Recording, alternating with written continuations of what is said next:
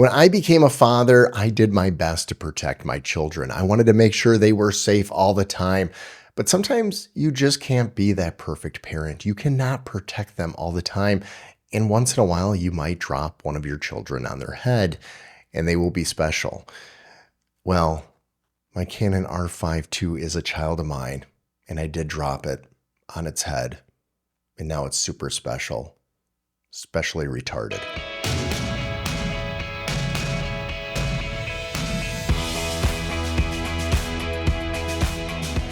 Welcome back to the channel. My name is Jared Hoyman, and yes, I might have dropped some of my children on their head when they were young, and that didn't shock me as much as I am more upset that I dropped my Canon R5 II just this week in the stupidest way possible, which makes my camera stupid too. Before I go into the tragic story of dropping my Canon R5 II at a job, well, there's a link below for a buyer's guide on a budget or with a higher budget for real estate photography gear. So feel free to download that and leave a comment below if you want more information on those. But I might as well just get into this video, and that is talking about how, well, I dropped my Canon R5 II.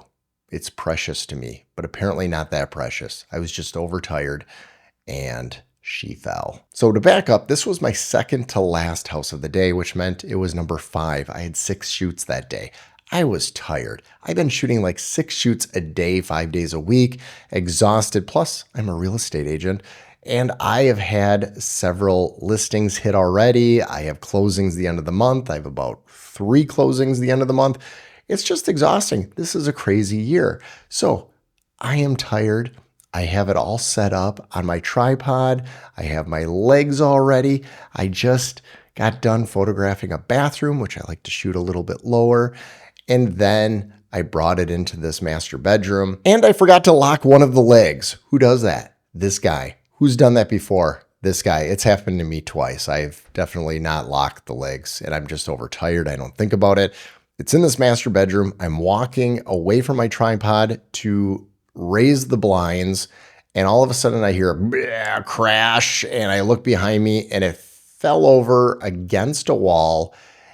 And here's my little special buddy right now. It totally was out. Now, you're not going to see this. It's not going to be obvious to you, but the LCD screen was sticking out like this. And when it fell backwards and bent the crap out of this. And so now that's how it shuts. It doesn't even shut all the way. So like, look at that. I have to like lift it right there. And it really bothers me. And what really bothers me is I use a leveler, which everybody should. If you're going to be doing any kind of architectural photography, you should use the leveler on here, because you know precisely that it is level, it is horizontal, it is vertical, the lines are straight. But now that this is all jacked up, it leans downward. So I know that I'm going by my instruments, my tools, right?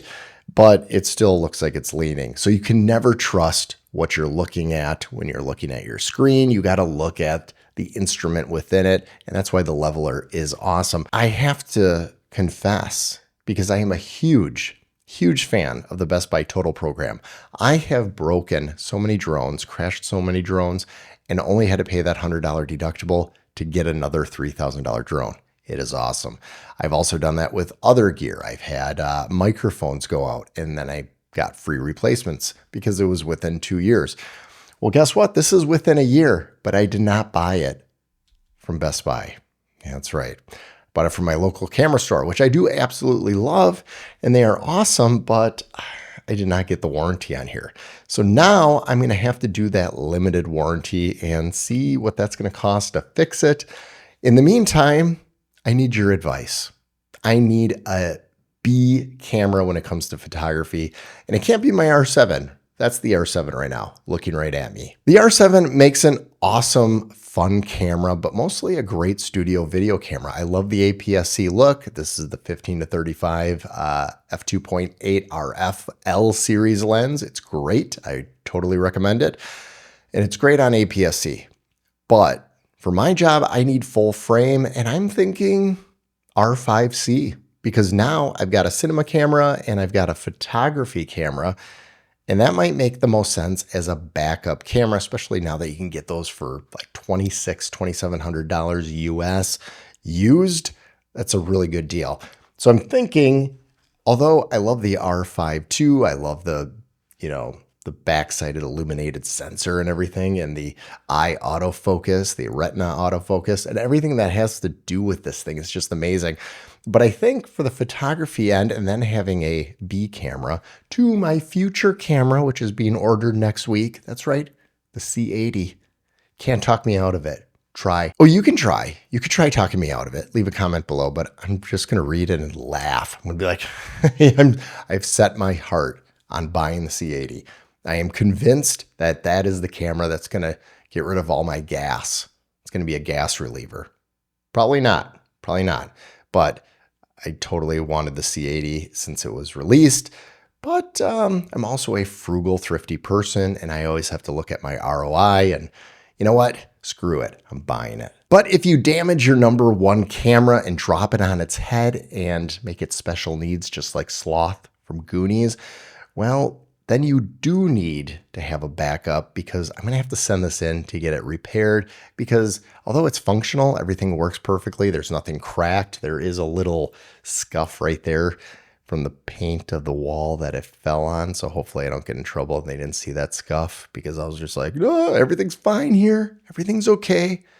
Nothing's broken. We're all good. I just fell. It was me, not my camera. But since I do want to get this fixed because I want it to operate and look the way that I had it when I first got it. I don't want it to be like Sloth and have that droopy eye and then the wiggly ears and just look jacked up. Even though he was fully functional in Goonies, he still looked ugly and nobody wanted to look at him. So I want this to look a lot better. And although the R7 could be using a 10 to 18 millimeter RF lens, and I could be using that for real estate photography and video, it's just not the same with the full frame and especially the raw footage that you get out of the R5 II. And I guess that's where the R5C would come in, because the R5C does shoot raw, 8K, 60 frames per second, and it's actually oversampled 6K, or 8K, I'm sorry, 8K oversampled, where the R5 II isn't. And that might be a great backup option to my C80. That's right, I can't get over it. I am totally ordering it. Again, try to stop me. You can't. Leave a comment. Actually, encourage it. I'm going to show my wife. She's going to know that it's worth it. But I want this video to be fun, so leave a comment below in a situation where you dropped your camera, made it special needs, and it made you sad for a long time, and then realized you had to cope with it. I would love to read about that. And if that's never happened to you, it will.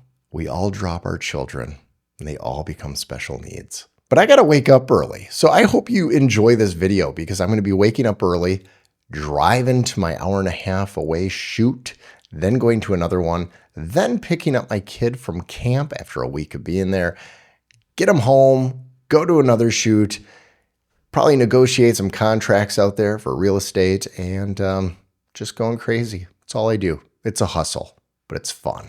Don't forget to like, subscribe, and check out these videos over here, because they are amazing. I made them myself with these hands and this body. I think there's a fly in here. Oh well, check it out. I have ADD.